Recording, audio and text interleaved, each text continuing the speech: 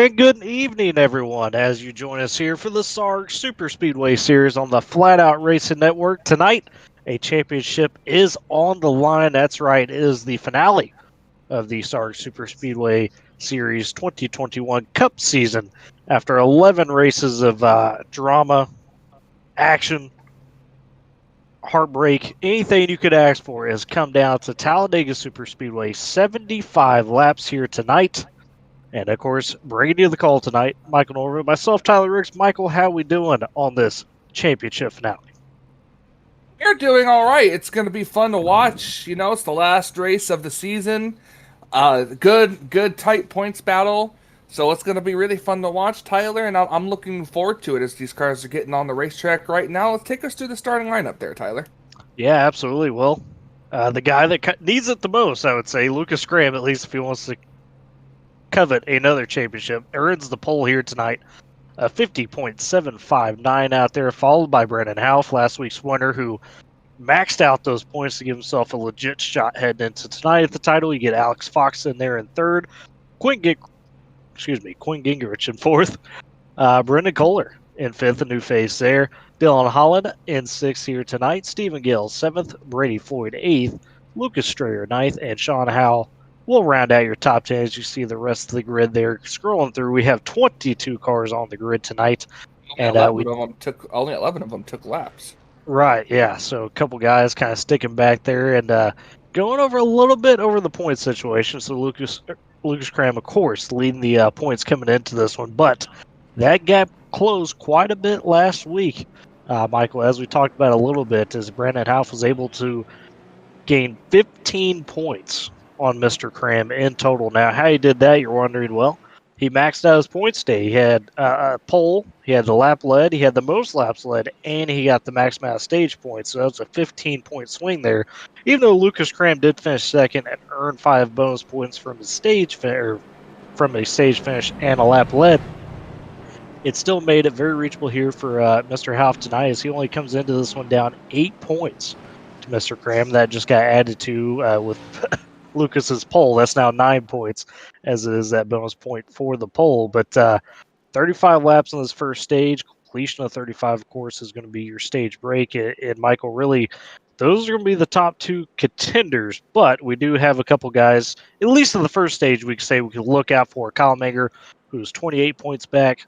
Lucas Strayer, 32. And Robbie Lyons, 36 back. All technically, by the math, could, depending on how the first stage goes, earn their way into a chance to win this thing championship-wise on the tail end of it. But it would take a nearly perfect day from those three, and that will have to play out. Of course, the last thing that you mentioned off air that they wanted to see is Lucas Cram on that pole tonight. Yeah, absolutely. Like you said, we won't know who's really in good championship contention tonight until after the first stage here. But it's going to be very interesting to see, to say the least. We're going to see all kinds of strategy, especially for Kyle Menger and others who are 28 plus points back, because right now getting a high stage finish is your best friend at this point. So it's going to be very interesting to see what kind of strategy they pull out here to try to get that good stage finish. Absolutely, and they're hoping, of course, for some disaster for Mr. Cram. Pretty much any stage points from Lucas Cram would at least knock out Lucas Strayer and Robbie Lyons from contention. If not, make it very hard there for Kyle Menger as well. But pace car is off. It's going to be Lucas Strayer in that 44 on the bottom, Brandon Houff in that 9 on the top side. The two Valvoline guys, the Parker or Klingerman Esports guys as well, of course, going toe-to-toe here for the SARG Superspeedway Championship. Green flag is in the air for the finale 200 here at Talladega. And Mr. Strayer gets a very solid jump, maybe a little bit too much. We'll have to see. Now, Michael, last time we were here, a little bit wiggle room. Why did you call him Strayer? Why did you call him Strayer? You said Strayer here got a good jump. Lucas Strayer, Lucas Cram. My apologies there. Ooh, I don't know if he'll like that one. Yeah. Strayer would like it because then he'd be the lead at this point. But as we as I was getting to, the top side was surprisingly solid here the last time, but it seemed like last race these guys really kind of leaned to that bottom side in terms of just overall with this new package. And, we've talked to the guys, they're figuring out kind of week by week. What do you expect here tonight as we get this going here in the first lap? Well, these drivers have raced this racetrack many, many times. And they've raced, I think, this track, twice since the new package came out? Since the new package came out, I believe that would be actually, yes, twice. You are correct. So, third time's a charm in a way. These cars know how these drivers, know how these cars are going to race. The inside lane's going to be the way to be right now until you get confident enough and enough cars on that outside lane to make a run. Now we've seen Lucas Graham add another bonus point. Now it's a 10-point gap back to Brandon Houff, as Lucas had led that previous lap. That's an extra bonus point there. Yeah, and it seems like Brandon right now, Michael, kind of taking the approach that both Kyle Mager, Robbie Lyons, and Lucas Strayer are all taking, of just saying, hey, if I'm not in the lead, I'm going to hang back a little bit. Now, part of that was, of course, Mr. Houff was on that inside or that outside line to start the race, so he got shuffled back a bit. But if you're Brandon Houff right here, and you're kind of the closest guy, if you will, are you trying to be aggressive, Michael, and get that lead early, or are you trying to play it out to where you set yourself up maybe for just really good stage points? Well, it's hard to tell. The racer inside you wants to get up there and be leading laps. But your brain is also telling you, no, there's a good possibility they might get wrecked, or like in the previous races, it might go caution free to the end of the stage, and these cars get bunched up or spread out because of pit stops. So I think you'd definitely want to be in this front pack here if you can, if we stay green to the first pit stop, because you would definitely want to be a part of the first pack if we get green flag pit stops and these drivers get sprung out. And Michael, to your point, we saw probably arguably the cleanest race of the new package with these guys last week, and they seem determined to just make measured moves. Not a lot of chaos going on for the most part, at least in that front pack, like you're talking about, especially the top 5 or so. So it looks like Brandon for now settled back in there a little bit, up in the 6 spot. Ooh, somebody high right there up off the track, got pushed up a bit. Trying to see who that was. That was the 00 machine. George Ball it was the 52. 52, Stephen Gale, getting pushed up there a little bit out of line. One of our, no, excuse me, that was not the 52. It looks like it. He's got a 52 number, but it's not the actual 52. Oh, it is the 00. It's the 00 running a 52 number. That's what it is. So, George Ball fans, yeah, you're correct. It's a little confusing, yes, for the viewers out there, and us too up here. A little weird, but it looks like he got up out of line, kind of dropped back to the back of the pack there, and Michael, early on here, it's looking like it's kind of a fight for the bottom. Is that what you think you're seeing as well? Or, when we're going to see moves? Speaking of, here goes Alex Fox to the outside a little bit. Well, the outside lane, like I said, will come into play. He's getting pushed. Oh, no, there he goes. Turned right in front of the 44. Oh, caution is out. Yeah, that is huge right there. A bad bump maybe from Brendan Kohler, who was trying to push him up and around Lucas Cram, 36, a new face here at least for this season in SARG, and already caution here on lap 5, and a big one, not necessarily in terms of car count, but in the sense that was Lucas Strayer Lucas Graham that took a brunt of the damage there. Looks like for the most part, Michael, everybody else avoided pretty much the rest of that wreck. Absolutely, they avoided it, but there's some damage to the front of the 44. Mm-hmm. Now the question is that going to affect his race car, and is it going to cause him to have to use his quick repair this early in the race? Yeah, it's a tough question for sure, Michael. I mean, he knows he's got a little bit of a point cushion, but he can't afford to slip up too much. Obviously, as we talked about a second ago, is earn the first 2 possible bonus points he can over the rest of the field in terms of leading the lap and taking that pole. But now this changes things quite a bit. This gives that slight bit of hope to guys, like Lucas Strayer, like Robbie Lyon, like Kyle Manger, that are far enough back. They need Lucas Cram to not finish well in this first stage. This is kind of the first leg of that. Absolutely. We're trying to look at the replay here right now. Right there, just a bad bump, and it turned him sideways. And Michael, we've seen it quite a few times with this newer package, how it catches guys by surprise. You're trying to push a guy at least on a back straight. or even through a corner a little bit. You try to match up the bumpers the best you can, but all it takes is just a little bit of a wrong slip, if you will, a little bit too aggressive getting into the bumper just at the wrong time, and that's caused some of those instances, caused another one there. It looks like just about everybody here bringing it down pit road now. What's interesting about this is generally we've said that fuel run can be anywhere from about 20 to 25 laps. There's some extreme cases where you can stretch it depending on when the caution comes out. And this is going to put us at an awkward spot, Michael, where it's not maybe quite guaranteed you're going to make it to the end, as we see about everybody except Brady Floyd, Britt Murphy, and Quinn Gingrich pitting right here. So, if you're a guy like Brandon Houff right here, I'm guessing you're probably topping it all the way off as much as possible. Maybe even coming down a second time during this caution. It might be, especially if you're in the back. You could see the people in the back come down and top off. But these cars at the front, they could be trying to push it as far as they possibly can in this caution. If they come back around, if the pit road is still open, they could be coming down this time. They'll have a lap more gas than the rest of the cars that just already came down. Yeah, Michael, good point there. And something we're hearing early from the driver chat of note is that there's reports of the set being a little more tight than what it was the last time they visited here. So, Michael, you've maybe experienced this a little bit on track on these super speedways. Typically, we don't think of handling too much, obviously, with the speeds and the drafting. But when you got a tight car, especially in this Cup package, that's so aero dependent, what does that do to the car out there, really, you think? Well, when you have a tight race car, it's hard to keep it on the bottom. You're trying to turn in, and your car just kind of starts washing up the tracks. So you're having to turn more. And when you got to guide your outside, that only makes things more stressful. And sometimes you might even have to lift, and that could get you ran into from behind. So it's really, really nerve-wracking out there to have a tight race car. Well, absolutely. At these speeds with this aero package, you think some of these guys, we've talked about some of these guys about being boxed in on the inside. Do you think you're really sweating hard this race if you hit that condition every once in a while? Oh, absolutely. We are seeing a host of guys come back down pit road here, it looks like. Not everybody, but just a few. Mainly led, it looks like, by Dylan Holland, Sean Howell a little bit there.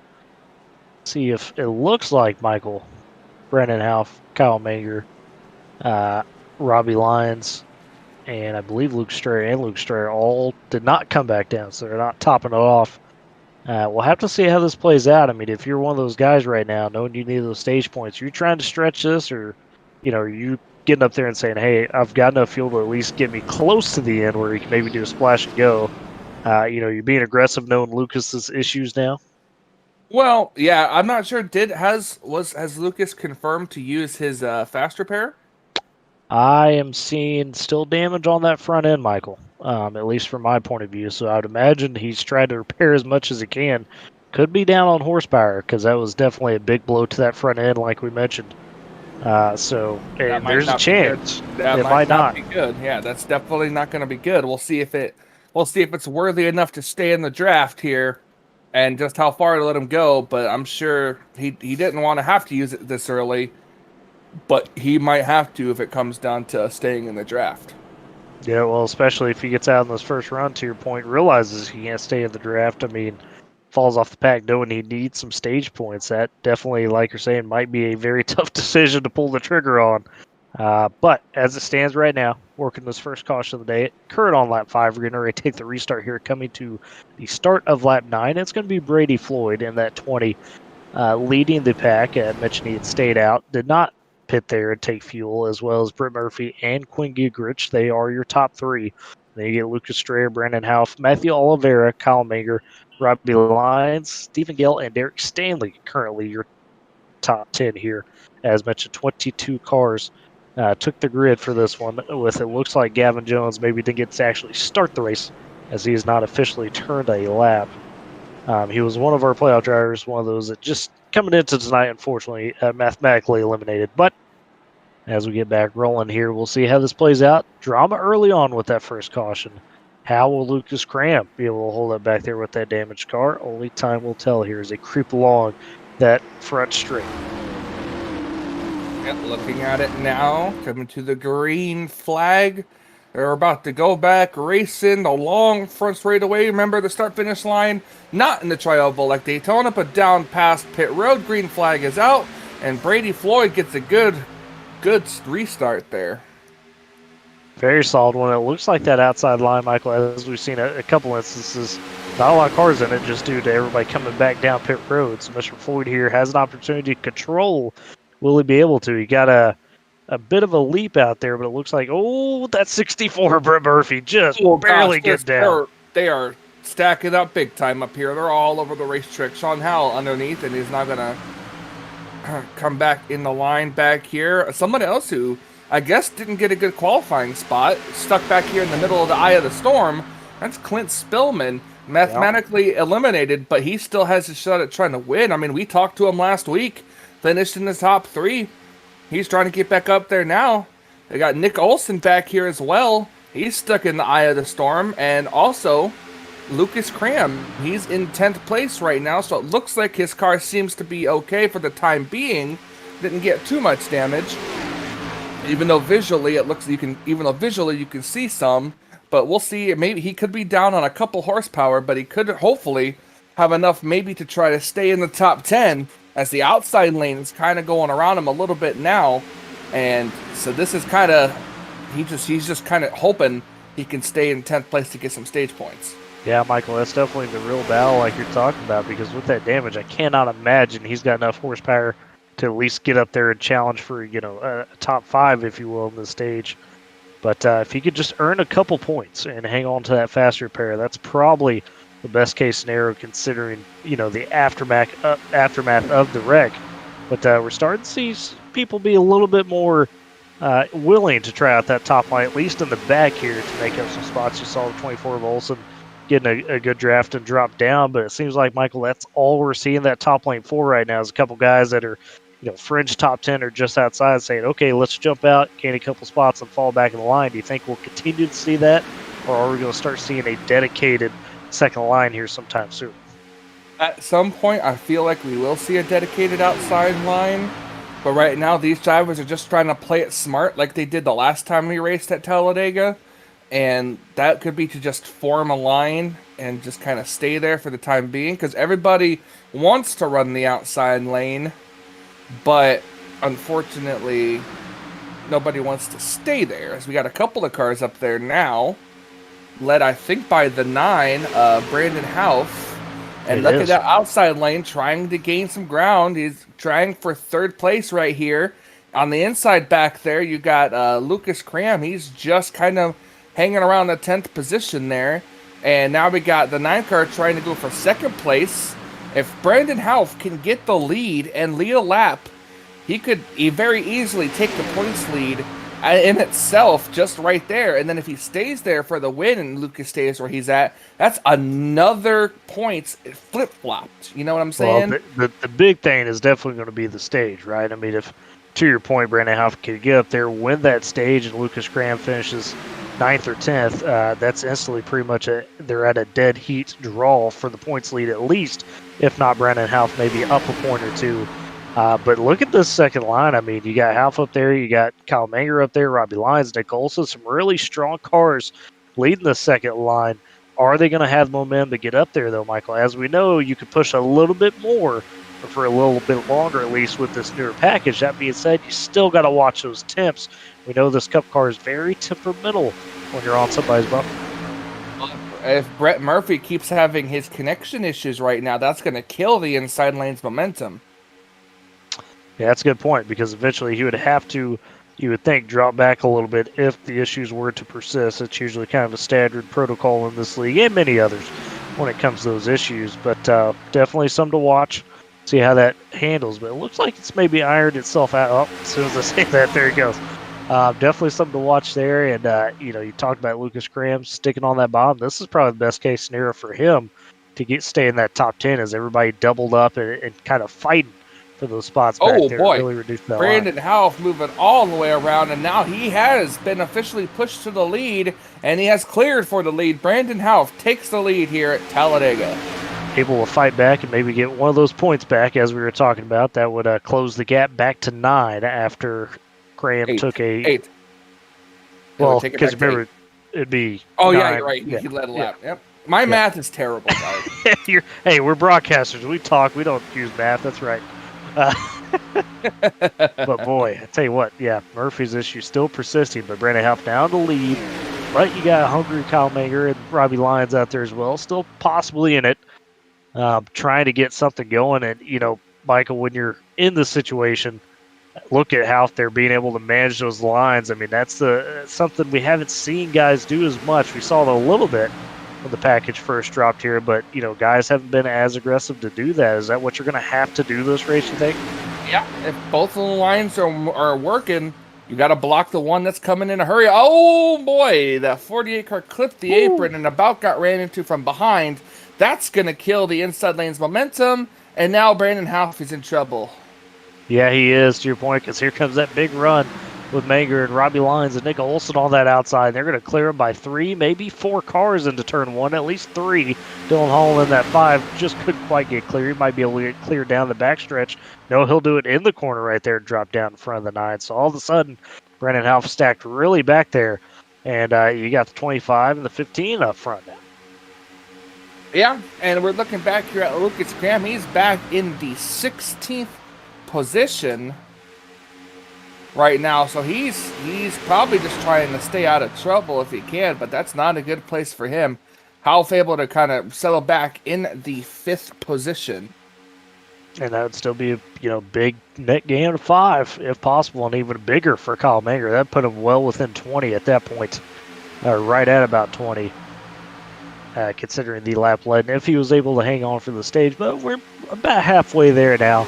Remember, stage break, of course, will be at the end of lap 35, and of course, we might have to eye another pit stop here, Michael, under green flag conditions.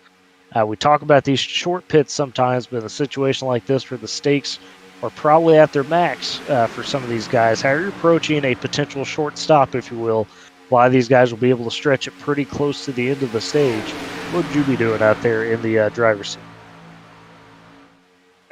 That's hard to tell, really. If I was Brandon Houff, I would be once again attempting to try to get back up there if I could, being as he is the first car on the outside lane. It's not as formed up as it once was, so he might not make a lot of progress with it. We're on lap 18 now. We got 35 laps. On lap 35, that's when the stage ends. So we're approaching, I think we're at, 22 laps to go right now? Somewhere around there for the stage break? A little under that, about 17 or so, just about halfway. Yeah, it was close. And Can report, looks like George Ballfans Jr., the 00, has taken it behind the wall, at least currently. He is back at 21st. That means we are now down to 20 cars here on the track, which, Lucas Graham, Michael, he loves to see that, because even if he has a completely terrible day, that still at least minimizes a little bit more of the max points he could lose. That being said, man, it's tough. He's struggling back there, but he keeps trying to. It looks like he keeps trying to stay in the line, Michael, back in 15th, but it looks like he's only got about just enough speed to stay in the draft, not make the moves, and that's kind of what we thought would happen with that damage. So, if you're Cream here and the stage washes out a little bit, you're not able to get those bonus points. You think he takes his fast repair at the halfway point, or does he continue to let it roll? It's hard to tell. He's the inside lane is working, and he's back up to the 10th position right now.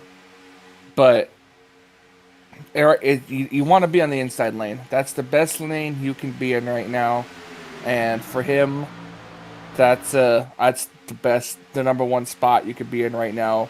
Brandon Houff actually has fallen back outside the top 10, so now the roles are kind of reversed here. Yeah, to your point, that outside line's kind of dissipated a little bit. Now they've gone back to the single file we were accustomed to seeing for at least the first few laps, as everybody kind of sorted themselves out. Seems like they're playing patiently now. here as things have calmed down. But as we know, we're shaping up for some of those pit stops. Still going to be probably about at least 10 laps. And it might come right down to the wire in terms of that. That could get real tricky, Michael. As we know, pit road is where you're going to make your money, you're going to lose it. And you can't necessarily win a championship in this first stage. But boy, one big mistake by a guy like Kyle Menger or Robbie Lyons, that could really put you out of it going into that second stage, knowing you're already a pretty decent gap back. Yeah. And Kyle Menger gained 1 point by leading a lap, and he's currently leading the race. So if he had a good first stage here, he could close the gap a little bit.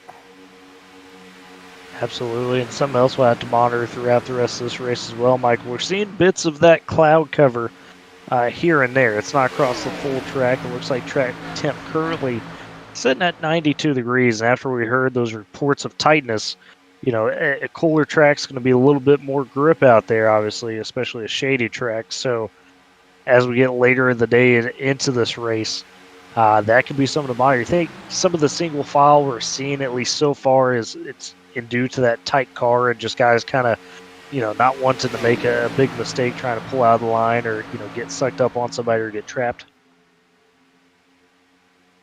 Yeah. If you right now, the way things are going, if you move to the outside lane, it's a death sentence for you back here for you. And that's what's happened with Brandon Half. He's trying to get an outside lane going, and nobody wants to go with him. You see, now look, he just moved to the outside lane. Now he's getting trapped. Derek Stanley's going to go by. He's got the 57 behind him, but 2 cars aren't really going to make a difference on that outside lane. Yeah, especially when the number's, 18 to 20, inside versus outside, right? Yeah. That's not going to work. That is very true. Well, some of these drivers will have to come to pit road here soon. Brady Floyd, Quinn Gingrich, and Brett Murphy. They're kind of all in the back of the pack here. We're approaching lap 25 here, and they still have not made a pit stop yet. Fair point. Definitely, they did stay out. They were the only 3 to stay out under that first caution, deciding, hey, it's not worth it to try to top off and make it all the way. That being said, at least now they have the benefit of being able to pit together, you know, and have some cars to work with. But we'll see how that plays out, just due to the short pit that everybody else is going to be able to take. Looks like a little bit of an outside line trying to form up here, Michael, in this top group now. As you see that 29 Alex Fox stuck out, and he's got some help behind him. Yeah, and right now Brandon Half is regretting that decision of trying to get one up going before. Because now he sees it and he realizes he could have a shot at it. But now the 36 car moves down to the inside, and now that's going to kill the outside lane right there. Brandon Half he's trying to get back up there again. It just seems like his timing's off, Michael, like you're talking about. Every time he's outside, everybody else is inside. The 1 time or 2 times you see somebody, you know, duck outside with a decent amount of cars, he's late to the party, if you will, getting attached to that and has to just drop it back down. That's got to be frustrating as a driver when you feel like you're not in sync with the pack. You think he's kind of, here's some of those guys. It's like Brady Floyd and Quinn Gingrich maybe coming in pit road here. You mentioned they were very close to their stops. Yep. Very close. They're coming in. We officially have 1 retiree, I'm pretty sure, and that is the 00 machine. Yep. He has taken his car behind the wall. And we do have to report as well. It looks like Brett Murphy had pitted the lap before. He is currently a lap down as well due to his issues, so that's unfortunate. So now we're down to 19 cars officially on that lead lap. That could be a story as well, Mike. I mean, heck, we get enough guys crash out of this, it could be a 5-horse race. We've seen that before in this league. Yeah, we have. Championship on the line. Yeah, we have. It's single file action here at Talladega. The 30. It's showing the 36 as the race leader, but I don't think it's a slight glitch there. Kyle Menger is the race leader with Robbie Lyons in second place. Lucas Cram somehow still hanging on to an 8th place run right now in that 44 car. So he's definitely going to be increasing that gap by 3 more points, making it a little harder for the number 9 to, unless the 9 can get back up there. Boy, it's amazing, Michael. And I mean, we've talked with other drivers about how Cram, even on his bad days, still finds a way to, make it for other drivers would be a good day. I mean, we've seen him before be in a spot where you think, man, there's no way he's getting stage points. There's no way he's getting a podium. And sure enough, things part and, break his way and he gets those stage points. I mean, it for those people out there that don't experience per se, you think, okay, super speedway, it's a crapshoot, it's all luck. No, when you get you see a guy of Lucas Graham's skill and some of these other guys, Robbie Lyons has been on a tear, and some of these other guys just consistently, week after week after week, be able to succeed and do it in a way where it almost seems dominant, Michael. I mean, it's just kind of eye-opening, really, to the process of a super speedway race and the patience it takes for that. Yep, absolutely, it really does. And that was the key word that you said, patience. You've got to have a lot of it, and here they come down pit road. Looks like led by Lucas Strayer in that 41, a host of others. About a split pack from that first group. A little bit of smoke from Sean Howell trying to get in back in that 38. Looks like Brandon Houff as well in this group. I think, did Lucas Cram? No, Lucas Cram did not come in, but Brandon Houff did. Now, could that be part of the strategy? Well, we know there's a lot of teammates out there. Him and Strayer play nice with each other all the times. Alex Fox may be able to help him, but we'll have to see how that plays, to your point, because this isn't necessarily going to be the most put-together group, I would think, coming out of pit road. It looks like, for the most part, everybody just taking a splash or just enough to get them to the end of the stage. You see Alex Fox, Brandon Houff, Clint Spillman all coming out pretty quick, and they've got a little bit of a gap behind them to guys like Sean Howell and the rest of that group. This top four stays out. Again, looking at the back here, Lucas Cram in 6th place out. Another 4 cars staying out. I wonder if we got any more cars coming down pit road. We don't have any more cars coming down pit road.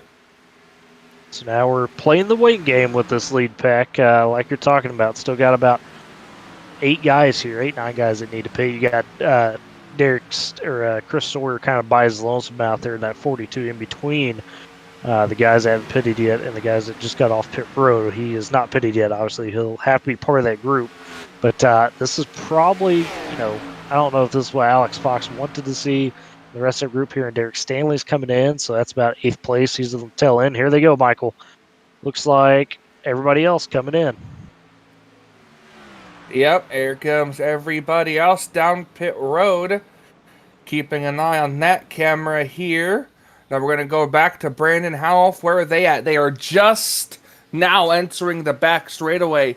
Can they get a run and catch these cars in enough time to be in a good lead pack here? The 42 of Chris Sawyer, he stays out. He's got a couple of laps of more fuel.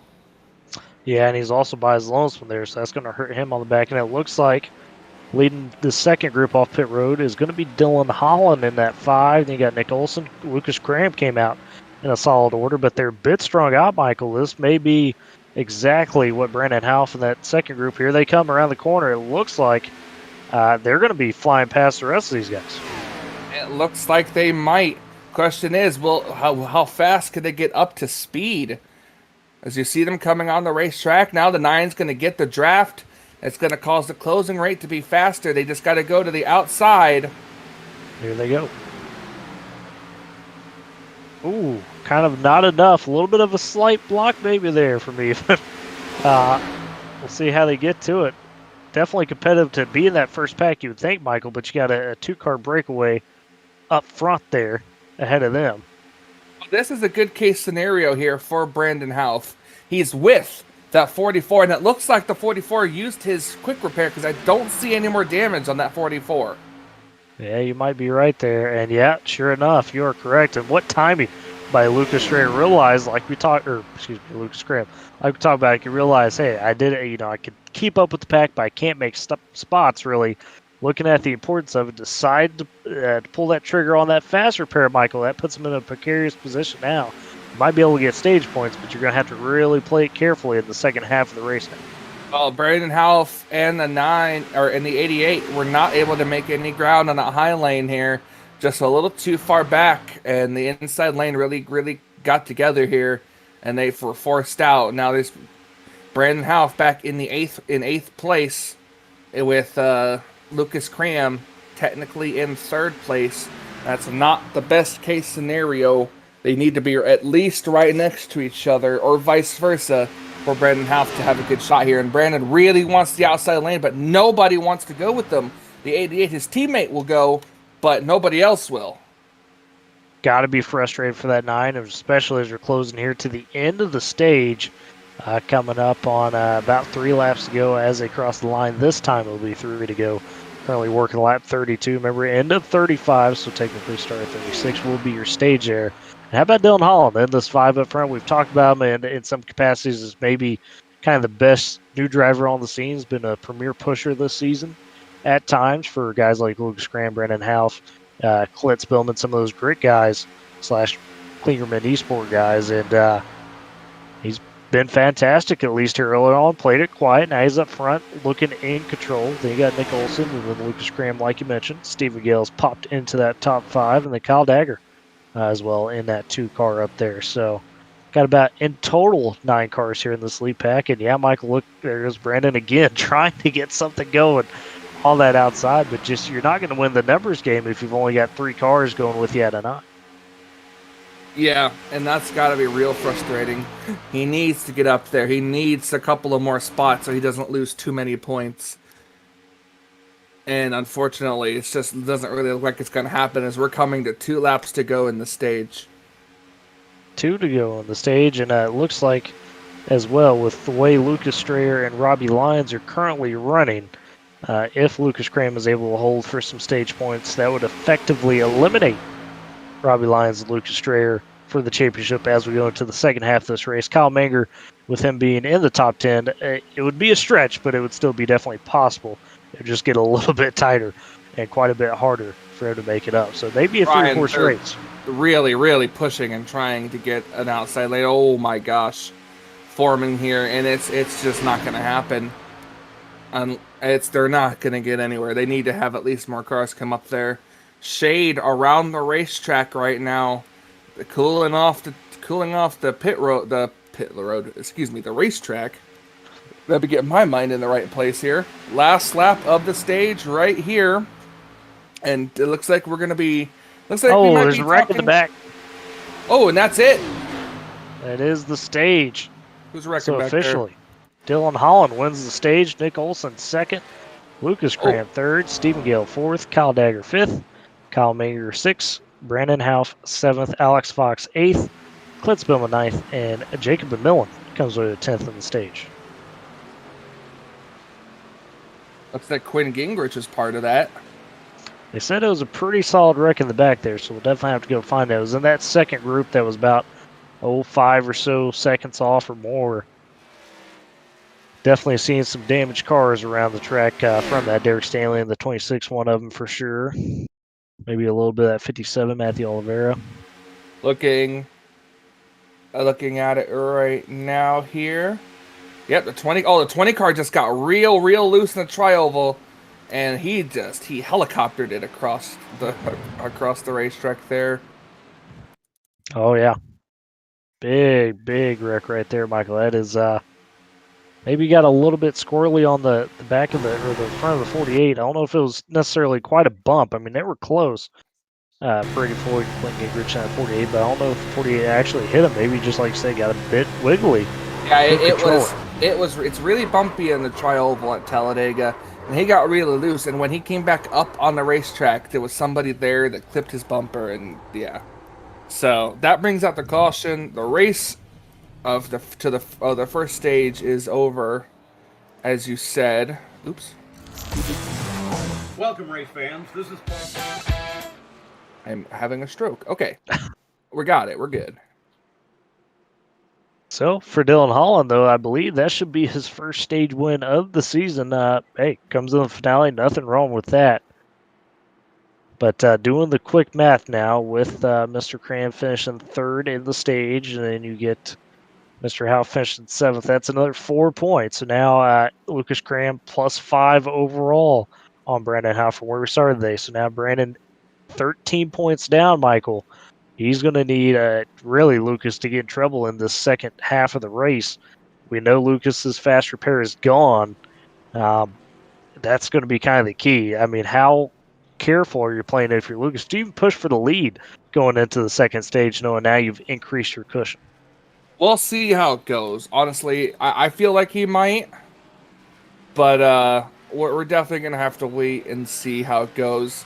But we're gonna go ahead. Let's go ahead and talk to our stage winner here, Dylan Holland. Hey, Dylan, it's Michael and Tyler up here in the booth. You got us? Yes, sir. Well, man, we talked about it a little bit there before the end of the stage. Not necessarily a playoff driver, but you've been one of the guys that's kind of been up front, being a premier pusher for the most part to guys like Lucas Graham, guys like Brandon Houff. But you get your stage win here, in the finale race. How's it feeling out there right now? You look pretty smooth out there in that 5. Yeah, it feels pretty good. Definitely the racing is really challenging. It's just a bottom feeder pretty much. Can't really get side by side racing going. I believe it was a couple of my teammates. We went up to the top lane there, got around everybody. It was probably around lap 15, and then we came to the pit stop. A little bit aggressive, not as aggressive as I wanted to getting down the pit road, but I know Robbie for sure. He messed up. He put tires on the car, so. As soon as I came out of pit road, I was the leader, and we were able to pull off the stage win. Yeah, and we've heard some chatter, maybe a tight setup out there. Is that also a big contributor as why we're not seeing as much kind of side-by-side right now? I think that definitely is a factor. I haven't felt the tightness yet, but if you get up to somebody's bumper pretty good, they'll start sliding up the racetrack. So we'll definitely have to manage that, especially when it comes down later to the race when we want to try to get a line moving. Absolutely, Dylan. Well, thanks for the quick word, and congrats on that stage win, and maybe we'll be talking to you at the end of the race. I sure hope so. Thanks, guys. That was our stage winner there, Dylan Holland in the 5. And it looks like after the pit cycles, Michael, under caution here, it looks like Sean Howell's going to bring it down pit road. So Dylan will maintain that lead out of pit road, but look who's sitting in second currently. That'd be Lucas Cram in that 44. And we'll see early on, I guess, the suspicion of, is he going to try to control the race lead and control the race from there, or is he going to hang back? Now, from what we've seen in this series, Michael, I think the assessment is you either want to be up there leading the race, or you want to be the very tail end of everything if possible. Is that kind of something you agree with, or, are you not worried if you're necessarily in the eye of the storm? Where do you want to be? Well, at this point, we've seen how much of a bottom-feeding track it is, and you just heard from our stage winner. It's really hard to get an outside lane going. So at this point, you do kind of want to be the race leader. If you're the race leader, nobody really wants to move anywhere but the inside lane, then all you got to do is block the yellow line, and you're golden. So I'd like to be Dylan Holland in this situation and just try to be the leader and, make the right pit stop when you come down and try to maintain your lead, and that's just really the spot you want to be in. Well, there you go. That track position is key. It's odd to say that at a super speedway where typically... Oh, there goes the blue cone across the track. It's a tradition, right? You got to at least knock that blue cone up out of its position every once in a while. That's just part of racing, especially here on iRacing. Oh, boy. But taking a look at the reset here, as mentioned, Dylan Holland, Lucas Cram, on your front row for this restart would be Nick Olson, Kyle Mayer in 3rd and 4th, Stephen Gale 5th, Robbie Lyon 6th, Matthew Oliveira sitting in 7th, Derek Stanley in that 26th and the 8th. He looks like he took his fast break. He did have some big damage from that wreck there right at the stage break. Brendan Kohler in the 36th back in 9th, and Brandon Houff, the guy to watch, the guy with the closest shot, if you will, being able to take down Mr. Graham. He's back in 10th on this restart. We're going to have another one of those kind of odd line restarts, if you will, with a lot of guys coming back down pit road and stacking it up. So that outside line, something to watch here, Michael, because Lucas now kind of a sitting duck. This is a chance where maybe Brandon could get up past him if Lucas is not able to find a way to get down quickly. Yep, going to keep an eye on it here. The sun's back out on the racetrack. Try to find a decent camera angle here for us to look at this restart. Look, I'll use the digger cam here. Watch these cars come at us from a good angle. A lot of cars on the inside lane waiting for the green flag to come out. And green flag is out. We're back underway for the last 37 laps of this race. Finale 200 here at Talladega. And we've had now 2 cautions, I believe. excuse me if I'm wrong, yes, we're two Well, no, cautions up. we've only had one. Well, we had the stage caution and the lap 5 caution. Technically, Oh, that's that right. So stage you're caution right. was brought out by Rex. So there we go. True. But, Okay, good point. Good point. Yeah, yeah. It looks like, Michael, this inside line did not get going very well. Look at this. I mean, look at that breakaway from that top 3 on the inside. That's going to allow Lucas Graham to get up into the lead, probably off this corner. Yep, keeping an eye on it here. Going back on the outside lane. This is not what these drivers want to see, especially the car behind Lucas. So I guess now that Kyle Manger has been effectively eliminated, maybe now he just feels like, okay, I guess I'll just kind of stay where I'm at and help whoever I need to. Right, to your point. I mean, mathematically, I think you might have had a slim chance, but we're talking absolute, and I don't even know if it's possible now with a couple of cars out of the race, if Lucas could lose enough, as you're talking about. So effectively now it's just, for Lucas, keep that 9 car behind you. Make sure you know where he's at, or at least if he's going to finish in front of you, you better be right behind him. But this is the spot. You mentioned it, during the break there as we're about to go green. You wanted to be Dylan Hall. You want to be out in front, controlling that bottom line, and Lucas has done that here in the early stage, and everybody else is kind of, falling in line. Yep, and right back down to the inside they go. Lucas Graham is leading. What a statement it would be for him to not only win the championship, but to win the race as well. Oh yeah, it would put an exclamation point definitely on this season for Mr. Graham. Hasn't been, the dominant season as it was maybe last season, but it's definitely been every bit as impressive going through all the changes, whether it be, the setups itself and of course the new package. And just the fact that Lucas, unlike last season, only has 1 win, Michael, and it came in that 3rd race at Legacy Daytona, way back in January. That was January 27th. That's not something you say very often about Mr. Graham, is him not finding victory lane very often. Yeah, absolutely. And you see, we've trying to get an outside lane for him. Got a couple of good cars back there, including the 9 of Brandon Houff. But it's not really going all that well right now. They've gained a little bit of ground there, but they definitely are going to need to get closer and use that side draft. Yeah, Brendan Kohler in that 36 trying to lead that line. He mentioned Houff in the 9 behind him. It looks like Nick Olson's going to jump up there, but he's got a ways for those guys to catch him, and he thinks better of it pulls back down. 24 just cuts off Stephen Gale in the 52 there.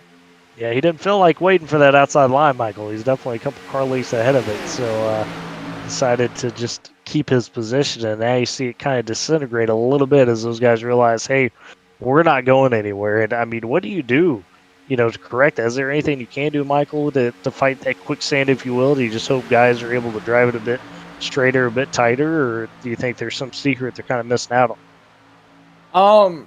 It's hard to tell, really, Tyler, because you can get side by side. And you see them getting closer, trying to use the side draft. That's what they need to do. Utilize the side draft. Try to slow down the cars next to them, away from the cars in front of them, so you get the better advantage. But with this aero package, we've seen it. It has not allowed an outside lane at this track, and I can imagine the frustration that these drivers are having, because they went from being able to run 3, 4, almost 5 wide on a track where all the lanes worked to now where they can only run 1 lane and be lucky if a second lane opens up and can actually move. Yeah, that's a good point. You definitely have to take more measured shots. You can't just ride out there. You got to really coordinate and get that rolling, it's hard to do, right? I mean, even among teammates, it's hard to do. Could imagine trying to do it with guys that are not necessarily in your, communications group or whatever may have you, to be able to communicate with them properly. Those guys are still out there trying to fight the good fight. But I think, like I said, that side draft, though, is probably the key. But with how tight these setups are, from what we're hearing, especially when you get on a guy, do you worry a little bit if you're on the outside and you're trying to side draft and all of a sudden you get a guy too tight and he pushes up into you? Yeah, and that's always worrisome. But at some point, you're going to have to just kind of ignore that feeling, and especially if you want to try to get up to the front right now, because Lucas Graham is on his way to getting another bonus point, and that's leading the most laps. Well, and that's actually 3 bonus points, leading the most laps, so that would be huge for sure. That pushed it up to 16 in terms of the point gap between And if them. it does, and I feel, and personally speaking, if it does, I feel like that would all but lock the championship up for Lucas, unless he were to get into a wreck that would make him finish back in the 20th position. Getting the 3 bonus points for leading the most laps, I think, would all but lock up the championship for him.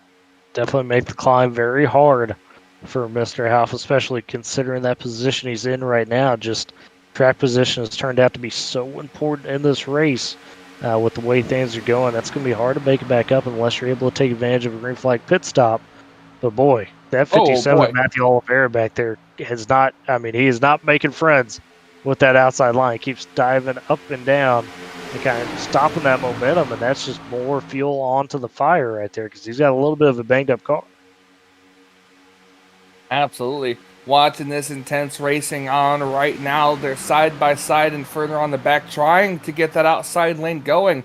We're going to step aside, take a quick commercial break. You're not going to miss any of the action as we go side by side. Welcome, race fans. This is Paul Page, the voice of IndyCars. And today we're excited to present another IndyCar event brought to you by the Dark Horse IndyCar Series. From the Unzers to Mears, Foyt, and Andretti, now it's Corley, Peterson, Davies, Gardner, and Teague.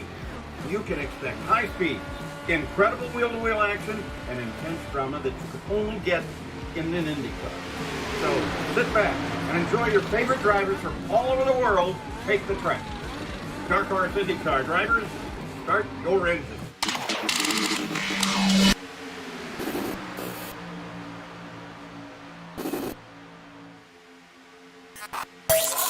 ETE Reman is the world's best remanufacturer of transmissions for import and domestic cars and trucks. Based in Milwaukee, Wisconsin, our customers are repair shops, auto parts stores, dealerships, and distributors. And with 6 nationwide warehouses, we're where and when you need us. So when you're looking for a transmission that is like new, only better, instill confidence and install ETE Reman.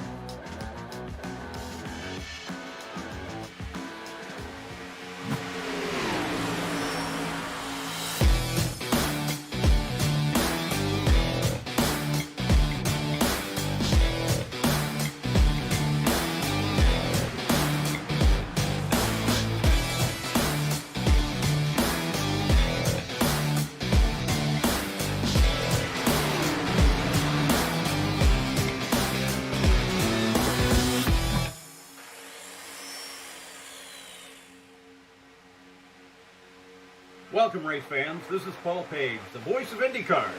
And today we're excited to present another IndyCar event brought to you by the Dark Horse IndyCar Series. From the Unzers to Mears, Foyt, and Andretti, now it's Corley, Peterson, Davies, Gardner, and Teague. You can expect high speed, incredible wheel-to-wheel action, and intense drama that you could only get in an IndyCar. So sit back and enjoy your favorite drivers from all over the world take the track. Dark Horse IndyCar drivers, start.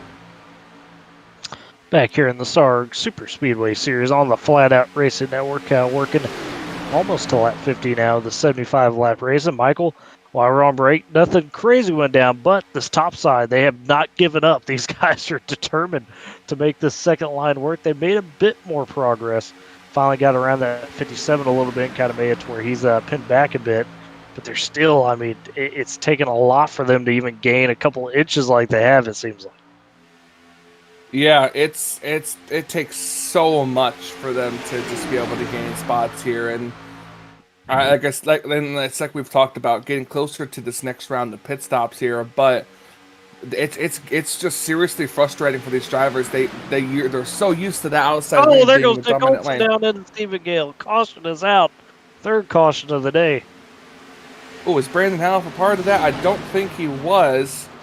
I think he might have just missed it. That was, looks like the 36 and the 24 right there in the middle of the corner. Got together a little bit at the wrong point, and that's why that caution came out. Unfortunately, it looks like 52, Stephen Gale, took some of the worst of it, kind of an innocent bystander in that. Yeah, absolutely. And you know how tough that is.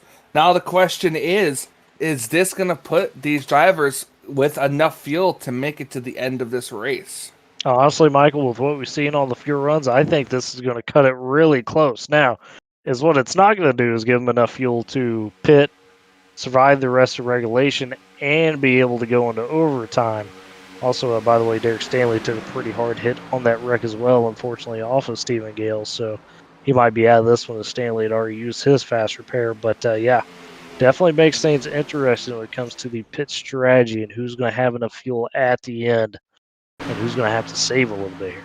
Well, we talked about the 36 car being one of the new faces out there. That I think is the second time he's turned somebody on via accident, obviously. And unfortunately, Stephen Gale and the 24 Nick Olson were unfortunate recipients. Yeah, they were. It's definitely tough breaks for sure for those two drivers. And as mentioned, Derek Stanley had been a guy that in that 26 had already used his fast brakes, took some heavy front end damage under that wreck. Can't imagine he's going to be able to be a serious contender the rest of this one, unfortunately. And then Steven, I don't think he had used a fast repair yet, so he'll have at least a chance. But here's this battle, Michael, coming out pit road. Who's going to win it? It looks like it's going to be Lucas Graham with the shoes because he's got to maintain that lead right now and continue to kind of push the pace. Yep, and it looks like Derek Stanley stays out. I'm not sure why he would stay out this time unless he's just trying to lead a lap and come down this time. I think he was just catching up from the wreck. He was pretty far back there after his incident, so I can't imagine he would stay out.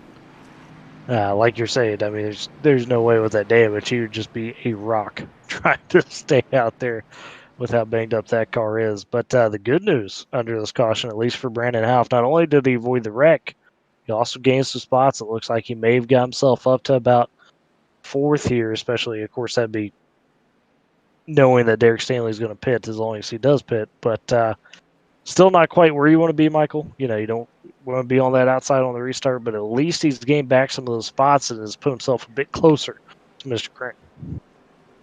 Yeah, absolutely. Closer and closer he is now. He's in 5th place here. That's going to be on the inside, while Lucas is stuck on the outside. So that's going to make this a very interesting... Well, actually, I take that back. It's going to be opposite when Derek Stanley comes down pit road. Lucas will be 1st and Houff will be 4th. So that could be disastrous for Brandon Houff and lucky for Lucas. Yeah, it definitely could. Now, it looks like the official ruling is that the 36 is going to be at fault for that wreck, Brandon Kohler. So he's trying to argue his case a little bit. I get it. You know, he's making the point that, hey, the 24 is ducking up and down, kind of halting the line a little bit. So, I mean, you know, you've been in that situation before, Michael. Do you feel for Brendan here? Do you feel like it was kind of on him to manage that run a bit better coming in on the 24? Well, I mean, you got to check up. There's no ifs, ands, or buts about it. You've got to check up. Oh, look at this. Oh, everybody except for Lucas Cram. Let's see here. Who else? We got Kyle Menger and Robbie Lyons. Those three stay out, but everybody else comes back down pit road to top it off. Still kind of in a spot where I don't know if you're going to make a green-white checkered instance. I feel like Lucas, Kyle, and Robbie are all good as far as fuel goes. And, yeah, Michael, if you're Brandon Houff here, knowing you're going to be 4th on that restart, do you think you just pitted to try to get kind of more of an an odd position to restart the inside? Do you think that'd be a viable strategy here? Yeah, and not only that, but it gives them a little extra fuel. That's true. Maybe be able to survive at least one of those green-white checkers that have happened to come in. But, so yeah, it shakes out. It looks like he came out behind Stephen Gale, Oliveira, so he definitely dropped some spots. See how it shakes out for him, though. Can confirm that the 20 of Brady Floyd has used his fast repair. He's involved in that last wreck as well. A little bit, because he's now got a clean car. We are... Oh, this is interesting. This is going to be a very odd-looking restart. Everybody came down pit. Everybody came down pit road except the top two.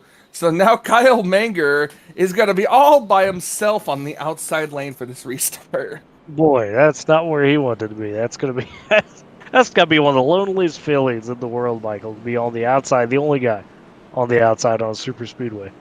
Yep, and that's a one-way ticket to the back. So Oh, boy. this is going to be a very, very, very odd-looking restart. Can also say it looks like the 36 of Brendan Kohler has parked it for the day. So we'll have to see if he gets back in or not. But that brings us down to now 19 running cars out there, I believe. No, maybe, excuse me. Might be 20 still, actually, because Derek Stanley is running. So. All right, so. well, this is going to be interesting to say the least. Championship on the line. Lucas Cram in the lead here, trying to control that. He's going to have the whole field behind him, with the exception of Kyle Mager there on the outside. Maybe one of the more awkward restarts you're going to see on the sim here. But getting ready to go green here on coming to lap 54.